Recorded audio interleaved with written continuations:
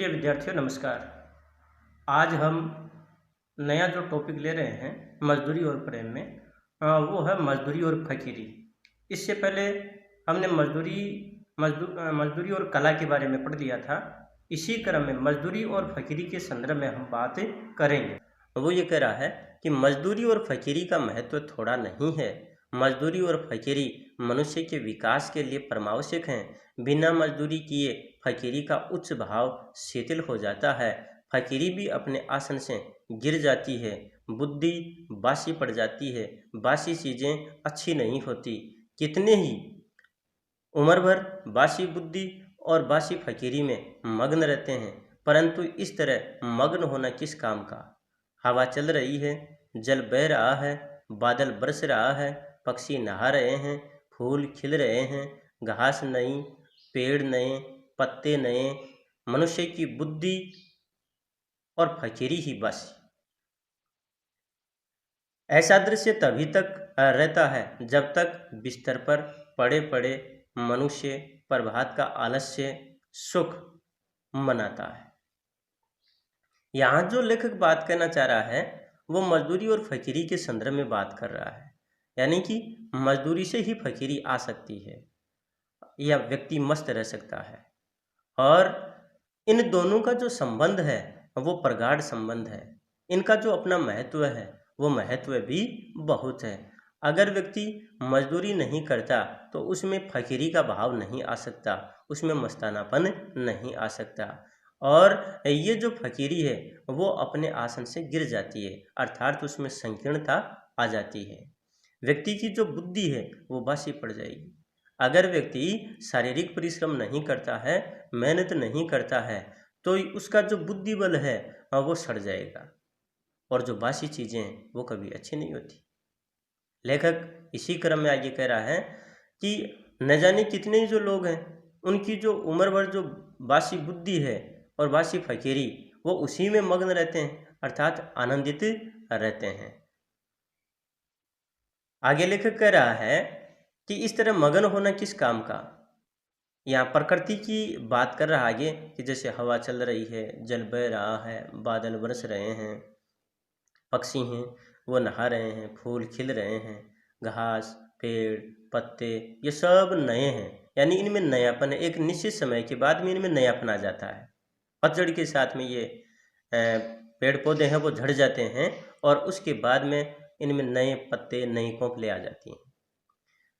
यहाँ जो लेखक है वो कह रहा है कि मनुष्य की बुद्धि और फकीरी ही बासी। क्यों? क्योंकि उसके उसके विचार जो हैं उनमें नयापन नहीं रहता। वही घिसे पीटे पुराने जो विचार हैं उनको लेकर के वो चलता रहता है। जहाँ पर मनुष्य के प्रति प्रेम का भाव होना चाहिए वहाँ उसमें वो भेद करने का प्रयास करता है, इसलिए उसकी फकीरी भी बासी हो जाती है। और लेखक यहाँ पर आगे कह रहा है कि ऐसा दृश्य तभी तक रहता जब तक बिस्तर पर पड़े पड़े मनुष्य प्रभात का आलस्य सुख मनाता। कहने का मतलब वह परिश्रम न करके और देर तक सोया रहता है या शारीरिक परिश्रम वो नहीं करता। लेखक आगे यहाँ पर कह रहा है कि बिस्तर से उठकर जरा बाग की सैर करो, फूल की सुगंध लो, ठंडी वायु में भ्रमण करो, वृक्षों के कोमल पल्लवों का नृत्य देखो तो पता लगे कि प्रभात समय जागना बुद्धि और अंतःकरण को तरोताजा करना है और बिस्तर पर पड़े रहना उन्हें बासी कर देना है। निकम्मे बैठे हुए चिंतन करते रहना अथवा बिना काम किए शुद्ध विचार का दावा करना मानो सोते सोते खराटे मारना है। यहाँ लेखक कह रहा है कि हमें सुबह बिस्तरों से जल्दी उठना चाहिए, हमें आलस्य का त्याग करना चाहिए और प्रकृति की गोद में जाना चाहिए। हमें भ्रमण करना चाहिए, हमें ठंडी वायु है उसका सेवन करना चाहिए, अर्थात वातावरण शुद्ध वातावरण है उसमें भ्रमण करना चाहिए। जो वृक्ष के जो कोमल जो पल्लव यानी जो पत्ते हैं उनका नृत्य देखना चाहिए। सुबह के समय जो जागना है वो बुद्धि और अंतःकरण को तरोताजा कर देता है। और अगर हम बिस्तर पर ही पड़े रहे तो ये एक तरह से हमारे विचारों को वासी कर देना है। निकम्मे बैठे हुए चिंतन करते रहना अथवा बिना काम किए शुद्ध विचार का दावा करना मानो सोते सोते खर्राटे मारना है। अर्थात व्यक्ति जब तक प्रकृति के सानिध्य में नहीं जाता है और वहाँ पर फिर वो एक तरह से अपने विचारों की उच्चता की बात करता है तो वो तो उसकी मूर्खता होगी।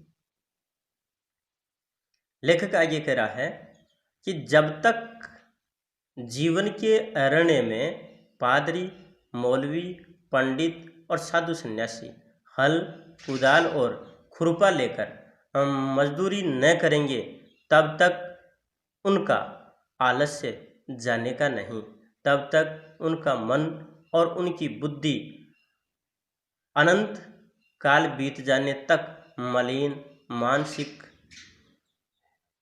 जुआ खेलती रहेगी। उनका चिंतन बासी, उनका ध्यान बासी, उनकी पुस्तकें बासी, उनका लेख बासी, उनका विश्वास बासी और उनका खुदा भी बासी हो गया। यहाँ पर जो बात है वो लेखक ये कहना चाह रहा, लेखक यहाँ पर कह रहा है कि जब तक जीवन के अरण्य, अरण्य का मतलब होता जंगल, कि जीवन के इस जंगल में जो जितने भी जैसे पादरी, मौलवी, पंडित या साधु सन्यासी हैं, ये हल, कुदाल और खुरपा लेकर के मजदूरी नहीं करेंगे अर्थात शारीरिक परिश्रम नहीं करेंगे तब तक इनका आलस्य वो तो दूर जाने का नहीं। इनकी जो बुद्धि और जो मन है वो भी एक तरह से संकीर्णता से युक्त होगी, या फिर इस बात को यूँ कहें कि मलिन मानसिकता का जो जुआ है वही खेलती रहेगी। इनका जो चिंतन, ध्यान, इनकी पुस्तकें, इनके लेख, इनका विश्वास, ये सारा का सारा यानी कि और यहाँ तक कि इनका खुदा, इनका जो परमात्मा है वो भी बासी हो गया है। ये लोग जब तक परिश्रम नहीं करेंगे तब तक ये मान के चलना चाहिए कि इन ये वैचारिक दृष्टि से मान लीजिए, भले ही चाहे आध्यात्मिक दृष्टि से मान लीजिए या शारीरिक दृष्टि से मान लीजिए, ये एक तरह से बेकार हो चुके हैं। इसमें आगे जो लेखक है वो कह रहा है कि हमें संदेह नहीं करना चाहिए कि जैसे कि इस साल के जो गुलाब के जो फूल हैं वो पिछले साल की तरह ही थे। देखिए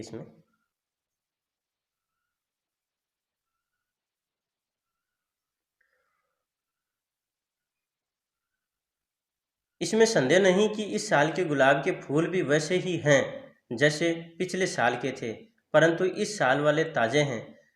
इनकी लाली नई है, इनकी सुगंध भी इन्हीं की अपनी है।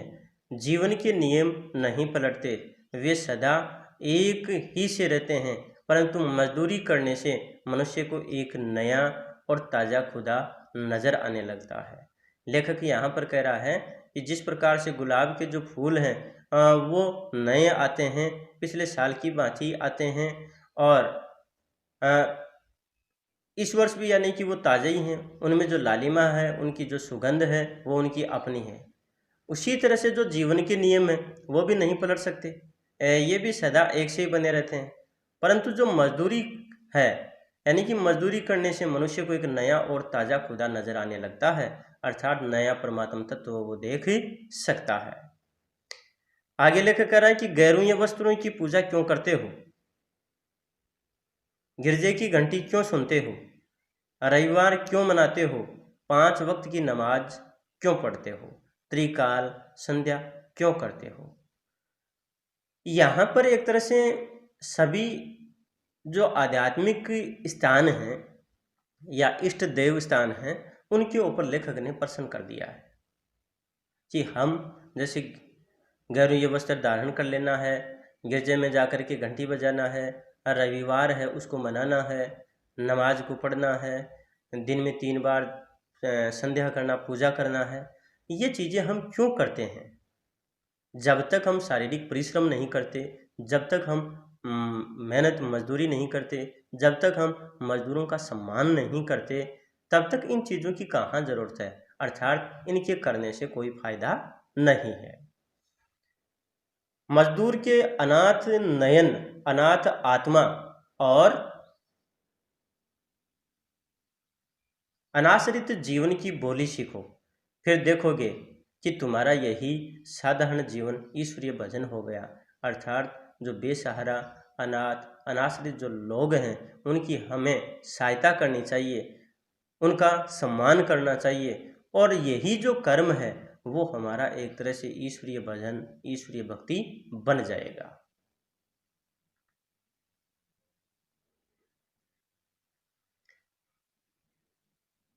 मजदूरी तो मनुष्य के समष्टि रूप का व्यष्टि रूप परिणाम है। आत्मा रूपी धातु के गढ़े हुए सिक्के का नगदी बयाना है, जो मनुष्य की आत्माओं को खरीदने के वास्ते दिया जाता है। सच्ची मित्रता ही तो सेवा है।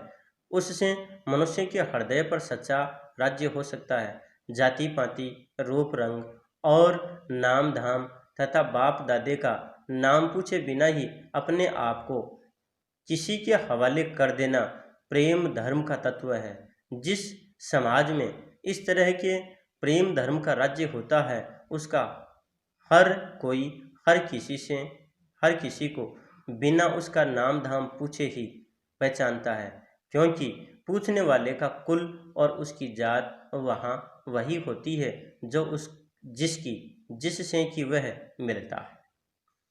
यहाँ पर लेखक वही मजदूरी के संदर्भ में बात कर रहा है कि जो मजदूरी है वो मनुष्य का समष्टि रूप का व्यष्टि रूप परिणाम है, यानी कि एक तरह से विस्तृतता है इसमें।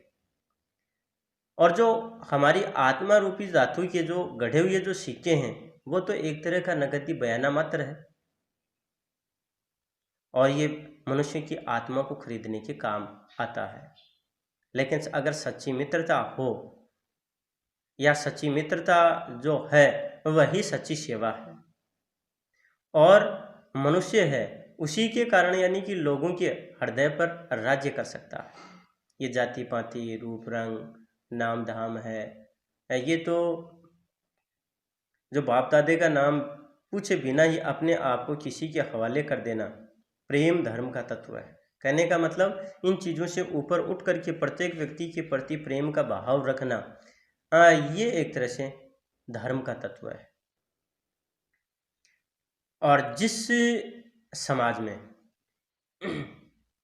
जिस समाज में इस तरह के प्रेम धर्म का राज्य होता है, उसका हर कोई हर किसी को बिना उसका नाम धाम पूछे ही पहचान सकता है, क्योंकि पूछने वाला कुल और उसकी जाति वहाँ वही होती है जो उसकी जिससे कि वह मिलता है। कहने का मतलब जाति धर्म से ऊपर उठ करके जब मनुष्य से मिलता है तो वह एक तरह से मनुष्य के रूप में ही उससे मिलता है, और वहाँ कोई जाति और धर्म उसकी नहीं होती। और अगर माना भी जाए तो वही होगी जो वह अगला जिस कुल का या जिस जाति का है, अर्थात उनमें किसी तरह का कोई भेद नहीं रहता। आगे लेखक कह रहा है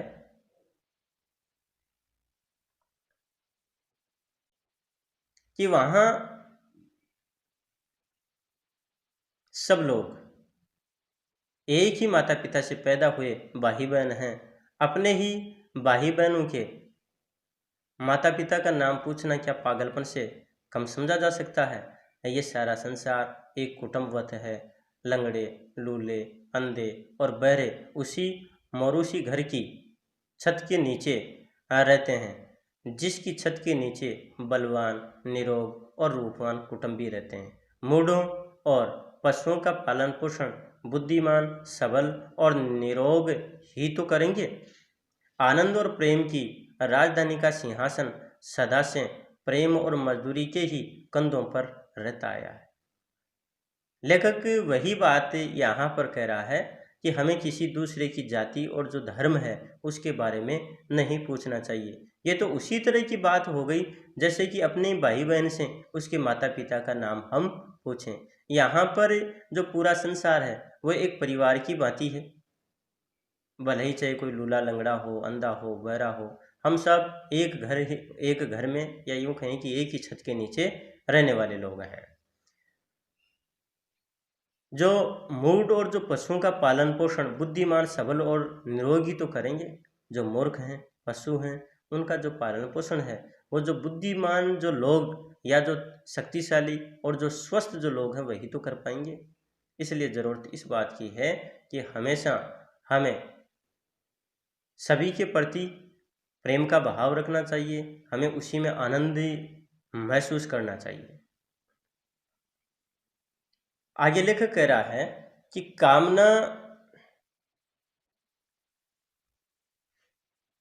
कामना सहित होकर भी मजदूरी निष्काम होती है, क्योंकि मजदूरी का बदला ही नहीं। निष्काम कर्म करने के लिए जो उपदेश दिए जाते हैं उनमें अभावशील वस्तु स्वभावपूर्ण मान ली जाती है। पृथ्वी अपने ही अक्ष पर दिन रात घूमती है। ये पृथ्वी का स्वार्थ कहा जा सकता है, परंतु उसका ये घूमना सूर्य के इर्द गिर्द घूमना तो है ही, और सूर्य के इर्द गिर्द घूमना सूर्यमंडल के साथ आकाश में एक सीधी लकीर पर चलना है। यहाँ पर जो लेखक है वो ये बात कह रहा है कि जो मजदूरी है वो कामना सहित होकर भी निष्काम होती है, और वो इसलिए कि जो व्यक्ति है अब वो मजदूरी के लिए कामना लेकर के आता है, या फिर यूँ कि मजदूरी इसलिए करता है कि उसकी कुछ इच्छाएं होती हैं, लेकिन जैसे ही वो कर्म में लग जाता है फिर उसके बाद में वो निष्काम भाव से कर्म करता रहता है। यहाँ लेकर करा कि निष्काम कर्म करने के लिए जो उपदेश दिए जाते हैं उनमें अभावशील वस्तु स्वभावपूर्ण मान ली जाती है। कि निष्काम कर्म का जो उपदेश दिया जाता है उसमें अभाव युक्त जो वस्तु है और वो एक तरह से सुभाव सुंदर भाव से युक्त मानी जाती है। पृथ्वी अपने ही अक्ष पर, ये जो धरती है अपनी ही जगह पर दिन रात घूमती रहती है। ये पृथ्वी का स्वार्थ कहा जा सकता है, परंतु उसका ये घूमना सूर्य के इर्द गिर्द घूमना तो है, और सूर्य के इर्द गिर्द घूमना सूर्य मंडल के साथ आकाश में एक सीधी लकीर पर चलना, अर्थात अपना कर्म है वो करते रहना है, और अंत में इसको गोल चक्कर खाना सदा ही सीधा चलना है। इसमें स्वार्थ का अभाव है।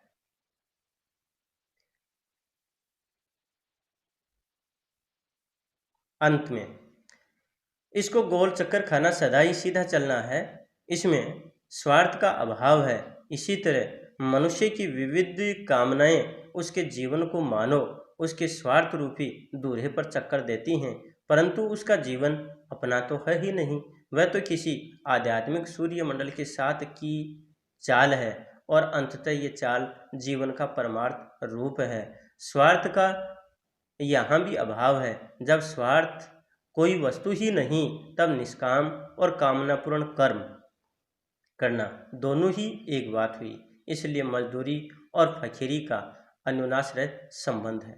यहाँ पर जो बात लेखक कहना चाह रहा है वो ये कहना चाह रहा है कि जैसे कि पृथ्वी का और सूर्य का उदाहरण दिया है, तो पृथ्वी है वो सूर्य के चारों ओर चक्कर लगाती है। ये वो अपना कर्म है वो निरंतर करती रहती है, एक दूरी पर वह घूमती रहती है, चलती रहती है। जीवन की स्थितियां भी कुछ ऐसी हैं। यहाँ पर जो लेखक बात कर रहे हैं ना कि किसी आध्यात्मिक सूर्यमंडल के साथ की चाल, और अंततः ये चाल जीवन का परमार्थ रूप है, जीवन का कल्याण रूप है, और यहाँ पर स्वार्थ का अभाव है। और जब कोई वस्तु ही नहीं तब निष्काम और कामनापूर्ण कर्म करना दोनों ही एक बात हुई। कि व्यक्ति के पास किसी तरह का स्वार्थ न हो, स्वार्थ का अभाव हो, और फिर वह निष्काम भाव से कर्म करता है, तो वो एक तरह से निष्काम और कामनापूर्ण कर्म दोनों एक ही बात है। यहाँ लेखक आगे कह रहा है कि मजदूरी और फकीरी का अन्योनाश्रय संबंध है। और ये जो पंक्ति है ये बहुत महत्वपूर्ण पंक्ति है परीक्षा में प्रश्न के रूप में, यानी कि ऐसी पंक्ति को लेकर के प्रश्न पूछा जा सकता है कि मजदूरी और फकीरी का अन्योनाश्रय संबंध है, ये दोनों एक दूसरे के पूरक हैं। इन दोनों का जो अस्तित्व है वो एक दूसरे से जुड़ा हुआ है, और जब तक यानी कि व्यक्ति मजदूरी नहीं करेगा, शारीरिक परिश्रम नहीं करेगा, तो उसमें फकीरी है वो भी नहीं आ सकती। इसलिए यहाँ पर ये बात कही है।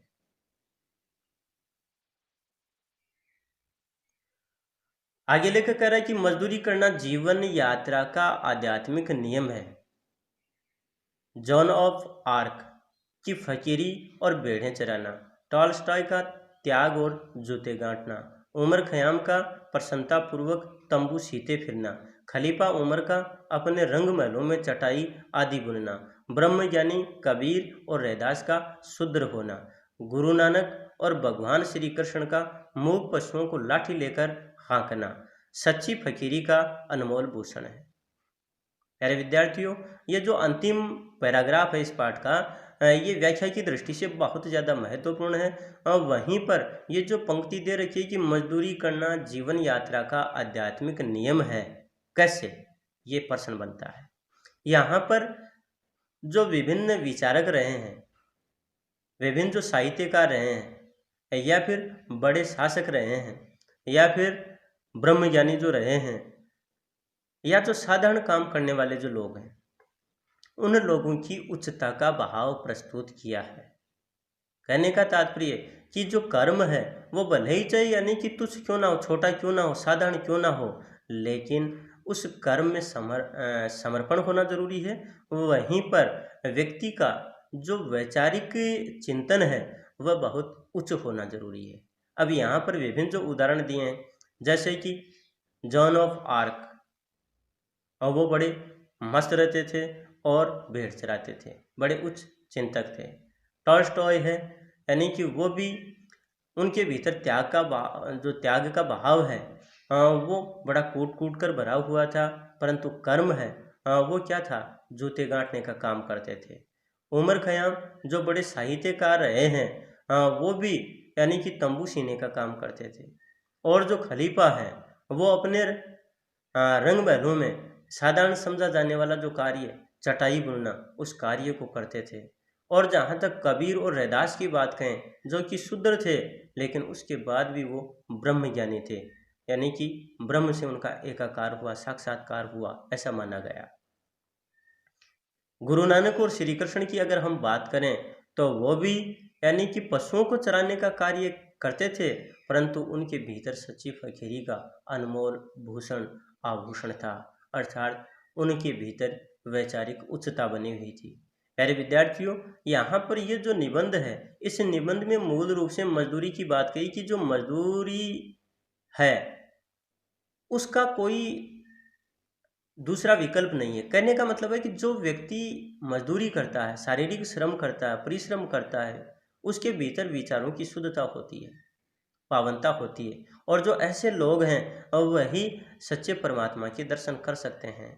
और जहाँ पर इस तरह की स्थितियाँ होती है, या मजदूर का जहाँ सम्मान होता है, या उसकी गरिमा जो है वो बनी रहती है, उसके प्रति श्रद्धा और सम्मान का भाव रहता है, और प्रत्येक व्यक्ति मजदूरी करता है, वह देश हमेशा विकास करता है। उसकी जो जीवन यात्रा है वो उच्चता की ओर जाती है। ये बात इस निबंध में कही गई है। इस निबंध को फिर से हमें पढ़ना है, अध्ययन करना है, और मैं ये मानता हूँ कि ये निबंध अच्छे से आपको समझ में आया होगा। फिर भी हमें फिर से एक बार इसको पढ़ने की ज़रूरत पड़ेगी। अब हम नए टॉपिक के साथ आपसे फिर मिलेंगे। तब तक के लिए नमस्कार, धन्यवाद।